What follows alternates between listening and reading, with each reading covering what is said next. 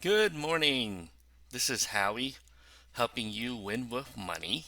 Today is October 10 of 2020 and it's a Saturday. So what we're going to do on Saturdays is we normally go and build a summary sheet and evaluate what happened this week. What went well, what didn't go well, and often I look at the data and try to decide what new or changes you have to do with your trading strategy. Okay, first thing you're going to notice is ETrade apparently changed their transaction log between yesterday and today. First thing I want to show you is expiration that expire worthless. Again, when you're the seller of options, you want options to expire worthless.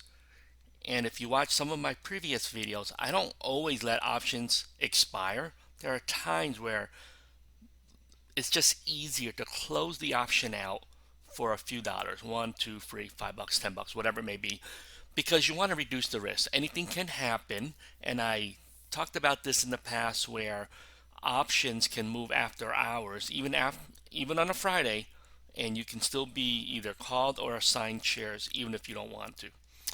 So what I'm going to do is you've seen some of these trades from the previous video. I pasted this information over here so you can see the data from yesterday.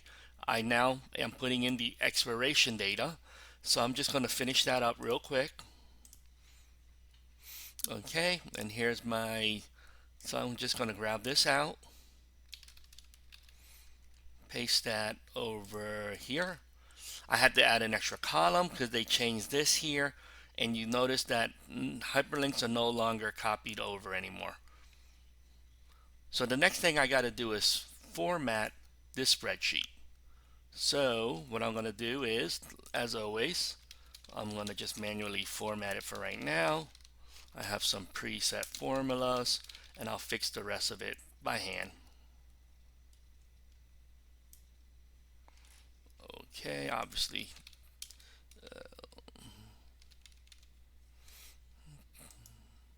let's just hey guys, so here's the final summary. ETrade changed their transaction history, and when I copied this out and pasted it into my trusty spreadsheet, it created some problems. There's different formatting, different spaces, different date formats, or because in the past these are text and not actually dates, I had to create a new one. So let me just show you the quick summary for the week and what the game plan is. So I fixed my pivot table, so now they work. As you can see, you saw the pivots change, it lost its formatting, re-added back in, had a decent week, mostly cover calls, some iron condors and some credit spreads in here. Decent week so far. Again, we're trying to stick to our plan. We lost some money last month with the volatility. And so what are we going to do? So let me just talk through that real quick. These expiration expire worthless, so we're going to create new cover calls on these. Again, I expect to make maybe $50 on EA, maybe 50 or $100 on Visa. The rest of them will collect anywhere between 10 or 15 or $20 for each cover call. So again, those are not huge, but the consistency is what makes money in the cover calls. You can write weeklies or 2 weeks out. Generally, you can make 15, 20, $30. It's not even a percent a week. It's much smaller. Most of the time, it's 0.1, 0.2. If again, sometimes you're lucky, you can get 0.3 or zero point 0.4 or even 0.5% return per week. But when you multiply all that out, 40, 50 weeks, you can see that you can definitely add an extra 5 or 10% gain just using cover calls. And again, each security is different.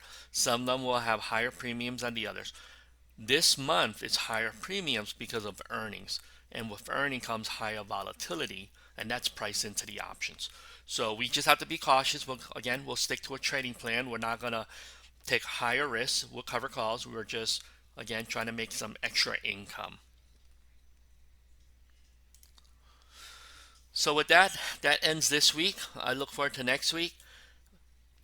And I will continue making my trading videos because I know that some people actually enjoy these much more than traditional what is a call, how do you use this, how do you use that. And those, there's plenty of really good videos that you can search for on YouTube. So I'm not going to be making any of those. I'm going to continue making videos based on my trades and and what I'm going to do to fix them, or how I decide to end them or close them, or how do I open a new one. This way you can see how options can be used without taking huge risks. Again, I'm not a speculator. I'm not going to buy Tesla and bet on huge moves. I'm just playing a very conservative strategy. I'm a dividend buy and hold investor. I also use S&P 500 indexes. So most of my strategy is pretty boring. I do have some high risk holdings, but again, those are small, and those are generally, I may invest $100, $500, or $1,000 into a company that I don't know what's going to happen, like a cannabis company or a gene editing company, or maybe a electric car company, or maybe a company that makes batteries for the electric vehicles. So when I play higher risk, I take smaller positions and I throw in my portfolio and I see what happens. And if I can, I write cover calls against them. So I don't want to say I don't care if I lose money, but of course you always care. But what you're trying to do is make money in multiple ways. And when you take a high risk position, most of the time you expect that company to fail, because you only need one or two or three winners when you're taking a basket of high risk companies. And what's even better is if you can write options on top of that to try to make up for some of the losses that you're gonna take.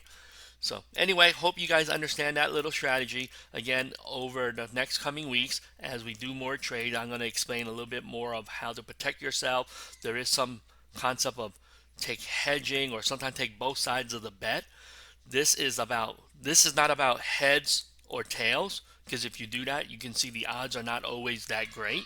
You want to tilt this in your favor. If you can have an 80% chance of winning all the time, or a 90% chance of winning all the time, or even 95% chance of winning, that's what you want to do. Whether it's small gains or not, they all add up. And if you come up to a trading plan that works for you, then that's wonderful. Everybody use different plans, but I will stick to what I like and what works for me. And I collect dividends, I write options, and it's been working, and I post my real data. You see that none of this is fake. I trade in real time. I have no idea what price I'm getting. I don't talk about it afterwards. I'm recording as I do the trades during the trading day. So anyway, hope you enjoy that. If you like what I produce, please like and subscribe to my channel. And if you have friends who want to learn or don't understand how to trade options, even with a dividend portfolio or a DGI portfolio or other type of portfolios, let them see this channel. They may get some new ideas on how to stack different strategies on top of each other. So with that, have a profitable week next week.